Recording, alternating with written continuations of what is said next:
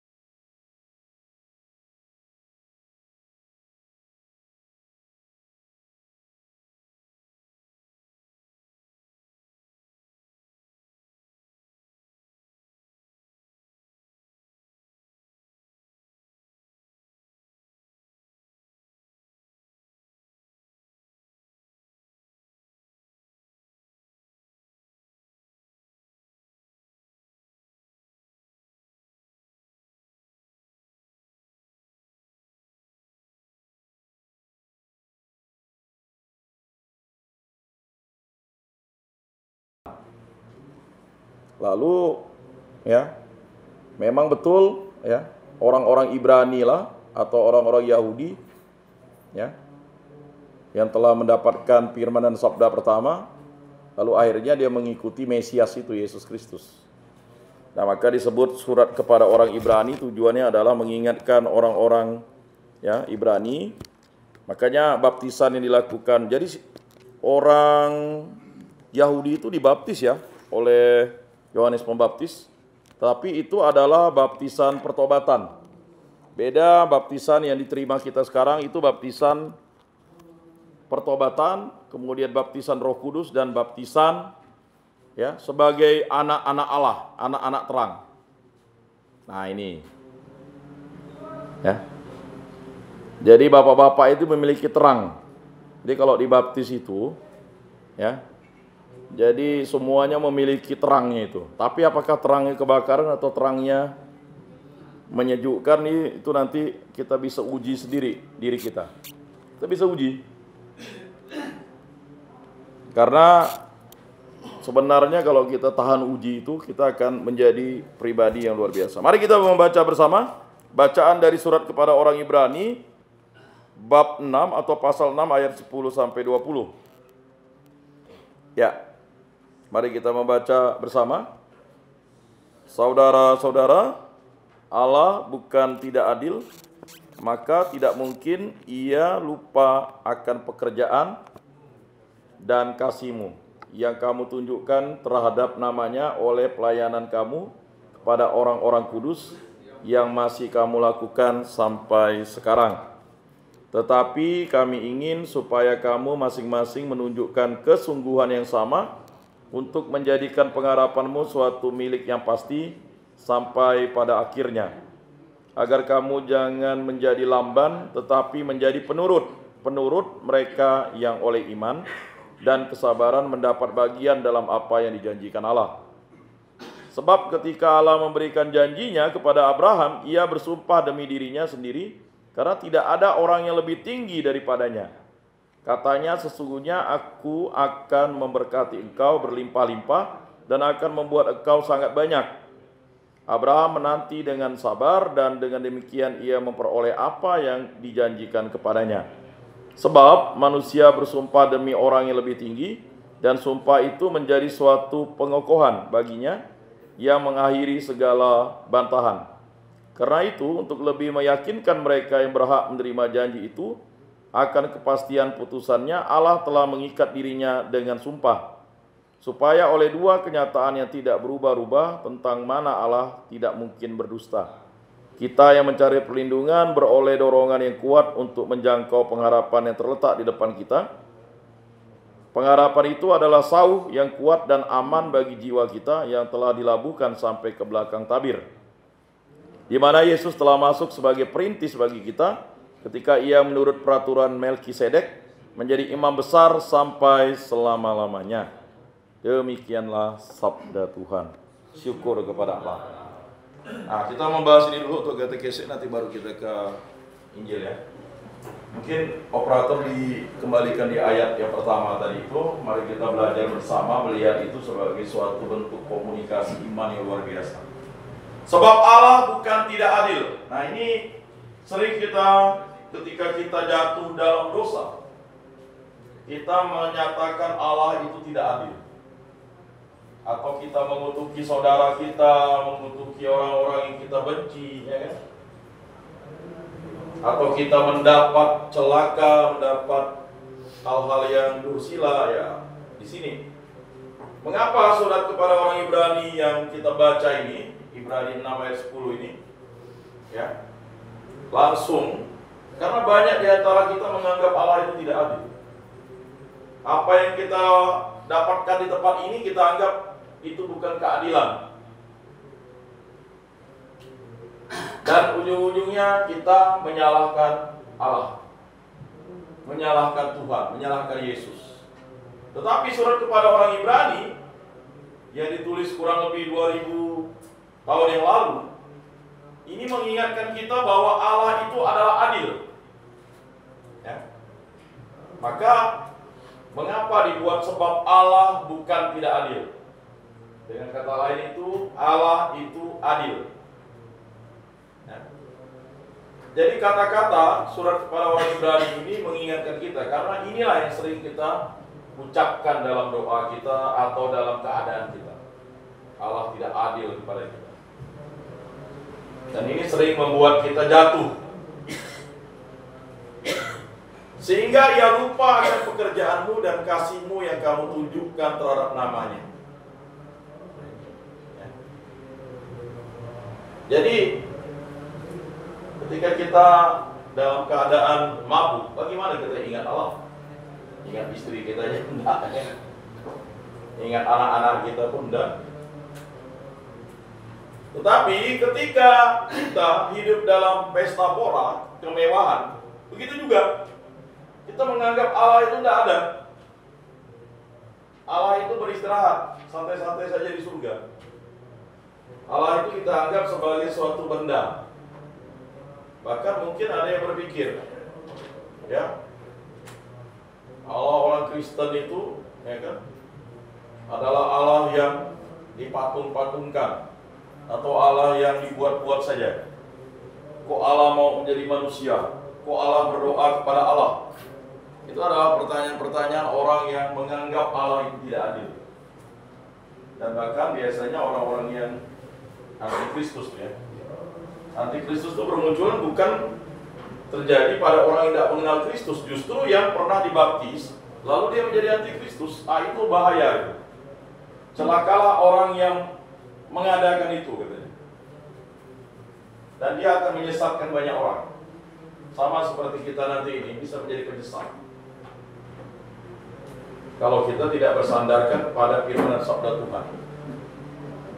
Oleh pelayanan kamu kepada orang-orang kudus. Jadi sebab Allah bukan tidak adil, sehingga ia lupa akan pekerjaanmu dan kasihmu yang kamu tunjukkan terhadap namanya oleh pelayanan kamu kepada orang-orang kudus. Bapak-bapak, saudara-saudara yang terkasih, rumusan orang kudus itu memang di gereja Katolik, ya, ada yang disebut dengan orang kudus. Tetapi sebenarnya orang kudus itu, ya, adalah kita yang sudah dibaptis ini. Kita menjadi kudus. Tetapi dalam prosesnya kita tidak menjadi kudus. Tapi kita adalah orang kudus. Ya. Ketika kita dibaptis, kita ini adalah orang kudus. Makanya, ya, ada tertulis, ya kan, dikatakan, ya, barang siapa yang percaya dan dibaptis akan diselamatkan, tetapi barang siapa yang tidak percaya akan dihukum. Ya.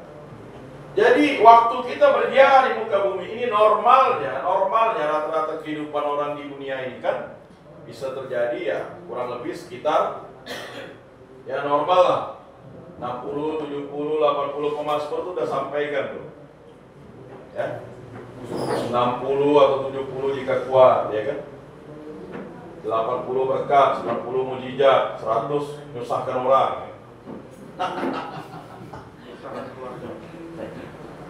Saya ingat ada orang Sempayo tuh 100 lebih umurnya, lalu dia bunuh diri karena dia susah. Istrinya dah 30 tahun meninggal. Lah, kenapa kok dia bunuh diri? Jalan tidak ada bungkuk, makan tidak ada susah. Akhirnya dia menghabisi dirinya dengan, ya mungkin dia bukan bunuh diri, mau coba-coba lalu salah, kepleset. Namanya orang muda lansia, 103 tahun umurnya. Ya mungkin ya, kita masih thinking. Jadi bapak-bapak, saudara-saudara yang terkasih dalam Yesus Kristus, yang masih kamu lakukan sampai sekarang. Jadi ayat ini ingin menggambarkan apa yang kita lakukan sampai sekarang. Keadilan itu hanya bisa terjadi kalau kita percaya kepada Allah melalui Kristus Yesus. Orang semua banyak percaya kepada Tuhan. Ya, tidak percaya kepada Tuhan itu katanya sih ada berapa, 5 miliar ya. Bahkan ada yang tidak mengenal Kristus itu kurang lebih 6 miliar. Jadi kalau kita pergi misalnya ke daerah yang tidak mengenal Kristus, itu kalau kita wartakan sesuatu itu sulit. Bayangkan kita waktu misalnya datang ke Kalimantan, ini misionaris mau wartakan Kristus, apa yang mereka lakukan? Tidak langsung membaptis orang ya. Apa yang dilakukan? Yang dilakukan adalah mereka mulai membuka klinik-klinik. Karena saya ngajar sejarah gereja itu, sebenarnya yang sering diperdebatkan, betul enggak ya orang Kristen itu atau misionaris Kristen itu datang ke Nusantara ini abad ke-7? Ya memang betul kok abad ke-7. Gereja Katolik atau gereja di Vatikan sana itu mencatat itu dengan teliti, ada dokumennya. Tetapi ada orang yang membantah. Kak dia lama membantah. Nanti abad ke-7 dia datang, itu sebenarnya survei dulu dia ya. Jadi kalau kita itu, karena misionaris itu tidak mungkin tidak survei dulu. Survei catatannya itu. Setelah itu abad ke-13 disurvei lagi. Bayangkan dari abad ke-7, 8, 9, 10, 11, 12, 13 itu survei lagi. Ya, 13 itu survei ya. Tapi di daerah-daerah sana atau daerah-daerah timurnya. Setelah itu abad ke-14, abad ke-15, ke-16. Nah, baru ke-17 dikirimlah misionaris itu. Franciscus Saperius itu datang ya, berkeliling dia ya, di daerah-daerah timur itu. Baru mulai muncul 17 ya. Makanya jangan heran misalnya ya banyak ya sebenarnya jejak rekam misionaris. Bahkan ada satu daerah itu perayaan ritualnya itu dia katakan kayak ziarah gitu. Mungkin dulu ziarah nenek moyangnya dibuat di atas itu, tapi karena sudah tidak ada yang Kristen lagi yang tidak ada. Terus masuk abad ke-17, 18, 19, 20. Sedangkan gereja baru hadir di Kalimantan Barat ini, rata-rata itu dulu sejiram itu sudah 100 tahun ya. Benua Martinus 100 tahun. Ya. Kalau gereja katedral itu kalau tidak salah kemarin ulang tahun ke 115 tahun atau ya 115 tahun kalau tidak salah. Ya.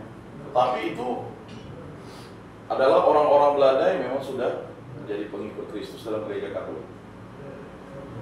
Ya, coba cek gereja bapak-bapak, mana ada yang sampai 100 tahun? Belum ada. Kapelnya atau gereja-gereja Kristen yang lain itu paling puluhan tahun adalah ya, puluhan tahun.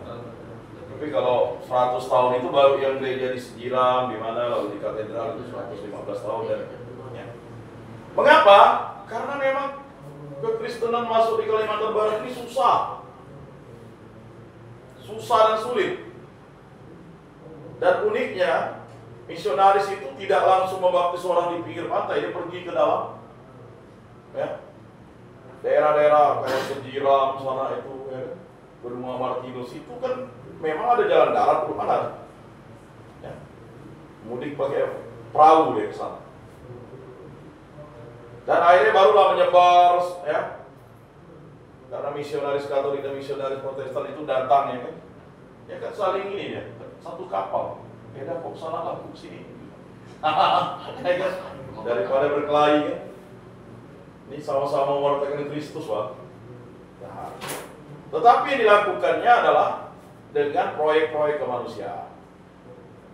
Ya kan klinik, lama-lama klinik apa yang dibangun ya? pendidikan, seperti itu. Ya kan? Dan memang, ini bukan penelitian ya, tapi fakta. Dulu Pastor Paulus Kota itu sekarang usianya mungkin udah hampir 80 itu mengatakan, ya di Kalimantan Barat ini karena ada adat istiadat makan babi, makanya dia agak banyak tidak bisa ini gitu menolak. Sebenarnya orang-orang Daya itu udah pada, ya di pesisir itu udah pada banyak yang memang memeluk agama Islam. Bahkan kalau kakek saya dulu pengobatannya pakai bahasa Arab ya.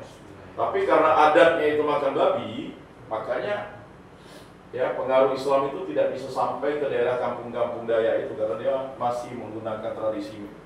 Karena babi itu kan ada 3 barang sih, 3 binatang yang dipakai untuk adat istiadat: ayam, babi, dan anjing kan, 3 itu. Memang ada di daerah Kapuasulu pakai sapi, itu tambahan bagi mereka. Itu mas kawin paling tinggi itu sapi. Tapi kalau rata-rata orang Dayak pakai 3 binatang itu, tidak ada binatang lain, ya itu saja.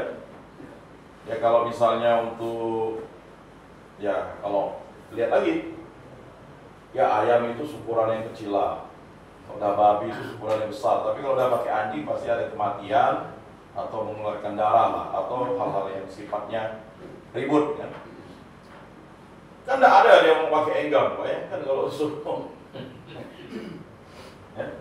Nah itu menurut pemaparan beliau waktu itu. Makanya banyak orang ya Dayak itu ya, dia mudah masuk ke Katolik dan Protestan itu. Lalu kalau sebenarnya umat Katolik di Kalimantan Barat ini tercatat itu adalah awam, itu orang Tionghoa yang Katolik. Dulu ada satu kongsi, kalau dulu di Montrado itu memang satu kongsi itu asli Katolik, datang dari RRC. Makanya kalau saya baca buku sejarah gereja, itu Seng Sang itu adalah katekis dari Tiongkok, bukan orang yang patah tulang sebenarnya. Ya, Seng Sang itu katekis dari Tiongkok itu dulu, dia yang membantu. Jadi kalau tercatat di Kuskupan Agung Pontianak ini, orang Tionghoa lah yang pertama kali ya beragama Katolik, karena catatan itu lengkap. Gitu juga di Ketapang, di mana kan? Karena dulu misionaris itu datangnya itu, bayangkan dari Jakarta ke sini mau berapa? Dari Batavia, 6 bulan, setahun, kan? Beda kalau misalnya Franciscus Xaverius itu pernah datang di satu pulau, itu orangnya udah Katolik atau udah Kristen semua, tetapi karena pastornya hamba Tuhan yang meninggal, jadi Franciscus Xaverius abad ke-17 itu sebenarnya melanjutkan misi abad ke-13 itu sebenarnya. Dulu kan tidak mungkin, tidak ada pesawat dulu, kapal, dayung, ya kan? Mesin uap baru ditemukan sekitar abad ke-17. Nah, jadi jejak-jejak itu sudah ada.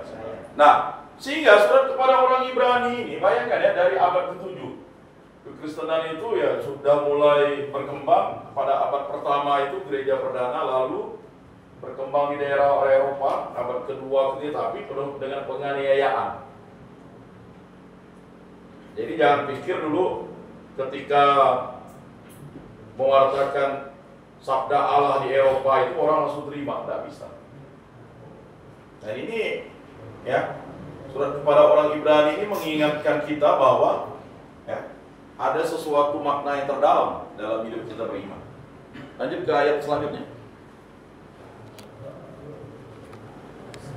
Nah, tetapi kami ingin supaya kamu masing-masing. Nah, di situ ada kata kami. Jelas di situ adalah para rasul ya, yang mewartakan. Tetapi kami ingin. Maka otentik ini tidak pernah ditulis saya ingin, kami ingin. Ini ada kelompok yang diberikan mandat untuk mewartakan itu kepada jemaat Ibrani ini. Tetapi kami ingin supaya kamu masing-masing menunjukkan kesungguhan yang sama untuk menjadikan pengharapanmu suatu milik yang pasti. Maka bapak-bapak menjadi Kristen itu karena bapak-bapak percaya bahwa Yesus sebagai Tuhan dan Juru Selamat, baru dibaptis. Itu standarnya ya. Nah, kalau di gereja Katolik saya jelaskan, gereja Katolik itu pertama dia simpatisan dulu. Simpatisan itu adalah orang yang mau diajak untuk mendengarkan firman dan sabda Tuhan. Misalnya kayak bapak saya dulu itu dia simpatisan dulu. Dia udah ngaku Katolik tapi belum dibaptis, simpatisan. 3 tahun dia jadi simpatisan. Jadi tidak semudah, oh saya percaya Kristus langsung dibaptis. Tidak begitu. Ya. Dia harus mengalami proses dulu, bertumbuh dulu. Yakin tidak Yesus itu sebagai Tuhan dan Juru Selamat? Nah, ini persoalan yang akan dihadapi kita kalau kita tidak mau mengkomunikasikan ini kepada anak cucu kita. Makanya tradisi Yahudi itu kalau hari Sabat jam 3 sore mereka sudah jangankan tutup toko, yang nyupir aja itu udah ditinggalkannya. Di tengah jalan tinggalkan ya langsung dia pergi. Kemana dia? Hari Sabat. Karena dia harus menceritakan tentang hal equal itu. Jadi mereka itu berkatekese di dalam keluarganya itu. Kalau kita jangankan mau berkatekese, makan bersama aja susah. Ya kan? Sampai di kampung mama saya itu kata bapaknya, karena anaknya ikut sekolah minggu kan berapa kali dah saya cerita di sini. Makan daun ubi pun berdoa. Sekali dia makan daging babi mana juga dia berdoa, memang dasar dia enggak tahu. Begitu. Ini persoalan-persoalan ya. Jadi tetapi kami ingin supaya kamu masing-masing menunjukkan kesungguhan yang sama untuk menjadikan pengharapanmu suatu milik yang pasti. Jadi pengharapan kita itu adalah milik yang pasti. Karena kita dibaptis, kita percaya Yesus sebagai Tuhan dan Juru Selamat. Bapak-bapak dibaptis, bapak-bapak dicatat namanya di kerajaan surga. Catat nama kita, dicatat. KTP kita surga begitu. Ya. Nah, dalam bahasa ini ya. Tetapi apakah kita bisa masuk nanti dulu? Sabar. Ya kan? Bukan masalah bisa langsung. Ya. Karena kita harus diproses dulu. Jadi kita yang ada di muka bumi ini diproses oleh ciptaan Allah sendiri. Dunia ini kan ciptaan Allah. Nah, sampai pada akhirnya. Jadi Bapak, saudara-saudara yang terkasih dalam Yesus Kristus, nama kita dicatat. Maka kita bisa menyebut Bapa itu Bapa kami yang ada di surga. Kan tidak ada Bapa saya yang ada di surga kan? Bapa kami. Doa Bapa kami itu kan doa yang diajarkan oleh Yesus Kristus. Jadi kalau Bapak, ya doa itu ya itu adalah doa langsung dari Tuhan. Bapa kami yang ada di surga. Ya mau secara konteks kitab suci terjemahan silakan. Tapi itu dijabarkan lagi oleh gereja ya sebagai doa yang diajarkan oleh Yesus Kristus. Nah, dalam gereja Katolik doa itu pasti wajib didoakan waktu ibadat dan misa. Wajib. Tidak bisa ditinggalkan. Karena doa itu penting. Lanjut ke ayat berikutnya.